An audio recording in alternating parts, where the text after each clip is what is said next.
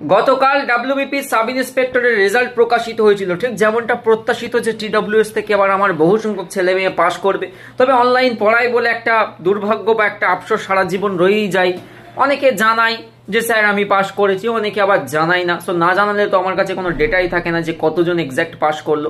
তো আমরা সাধারণত গুগল ফর্ম শেয়ার করে দিই যে যারা যারা আমাদের থেকে পড়েছো ইউটিউব বা আমাদের ব্যাচেস, তো তোমরা আমাদেরকে ফর্মটা ফিল করে জানাও যে কতজন পাশ করেছে। তো সেই রেসপন্স শিট দেখে আমরা বুঝে নিই যে না এতজন পাশ করেছে। এর বাইরেও সংখ্যা আছে যাদের কাছে হয়তো এই মেসেজ বা লিঙ্ক পৌঁছায়নি, সে ফর্ম ফিল আপ করেনি। তো কতজন ফিল করেছে দেখো। সো এটা হচ্ছে আমার WP SI prelims pass result স্টুডেন্টের রেসপন্স।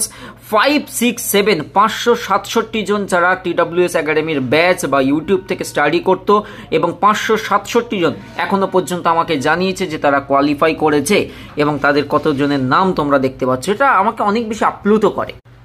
আর কনস্টেবল পরীক্ষার্থীদের জন্য ব্যাক টু ব্যাক আমরা লেগে আছি, সেটা হচ্ছে ডাব্লিউপি কেপি মক টেস্ট। আজই কিন্তু আমরা রেখেছি 5টা 15 টেস্ট শুরু। তো লাইভ টেস্ট, নিজেকে কাট অফ ক্লিয়ার করতে হলে মক টেস্ট বা রিভিশন অত্যন্ত গুরুত্বপূর্ণ। টেস্ট দেবে ফ্রি টেস্ট, টিডব্লিউএস একাডেমি অ্যাপে কিন্তু টেস্ট উপলব্ধ। আর আমি যে তোমাদেরকে দেখালাম না যে এখানে আমার 567 জন মতো আমাকে জানিয়েছে, এর পাশাপাশি যারা লাইভ ক্লাসে ছিল, মানে রেজাল্ট আউটের এই ভিডিওর কমেন্টে করেছিল, সেখানেও দেখবে কত কত ছেলে মেয়ে যারা কোয়ালিফাই করেছে আমার থেকে আছে। এখানে সবার উপরে স্বপ্ননীল মিঠুনের কমেন্ট, ইউআরএ কোয়ালিফাইড রয়েছে।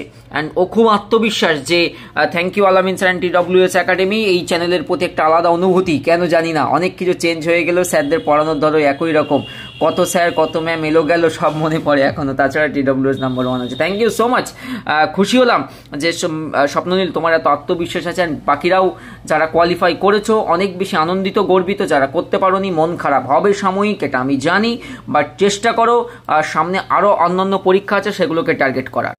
কারণ এবার কোনোভাবে যে কোনো উপায়ে একটা সিলেকশন নিতেই হবে, এই আত্মবিশ্বাস রাখবে।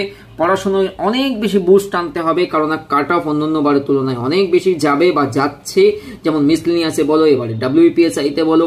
তো সুতরাং নিজেকে মেরিট লিস্টে রাখতে, সবাই তো জায়গা পাবেন, এটা সত্যি কথা। তো মেরিট লিস্টে জায়গা পেতে হলে নিজের মার্কসটা সবচেয়ে বেশি ইম্পর্টেন্ট, সবচেয়ে বেশি ইম্পর্টেন্ট।